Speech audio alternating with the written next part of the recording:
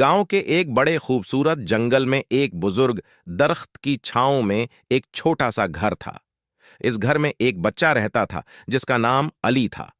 अली बहुत दिलचस्प और दिलेर बच्चा था और उसको जंगल की हर आवाज और हर मंजर से लुत्फ अंदोज होता। उसके वालिदैन ने उसे स्कूल नहीं भेजा, बल्कि उसे जंगल के इलाके की तालीम दी थी।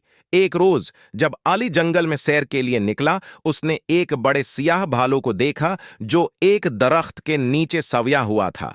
अली ने सोचा, यह भालू बेहद खौफनाक नजर आ रहा है, मगर मैं उसे देखने जाऊंगा। अली ने हल्के कदमों से भालू की तरफ बढ़ना शुरू किया, मगर जैसे ही वो करीब पहुंचा, भालू ने आंखें खोल लें और अली को देखकर मुस्कुरा दिया। मुझे इंसानों की नाम बताने का शौक है। भालू ने बुलंद आवाज में कहा। अली हैरत जदा हो गया। तुम कैसे जानते हो कि मेरा नाम अली है? वो पूछा।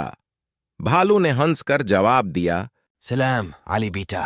लेकिन एक दिन जब अली जंगल में घूम रहा था, अचानक एक शोर सुना दिया। वो जगह की तरफ भागा और देखा कि उसके घर की तरफ आग लगी हुई है। अली ने फौरन अपने दोस्त भालू को बताया और वो मदद के लिए दौड़ा।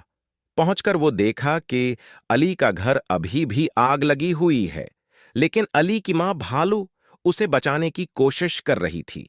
भालू ने अली को पीछे हटने का कहा और उसे बताया कि उसके घर में कुछ खतरा नहीं है।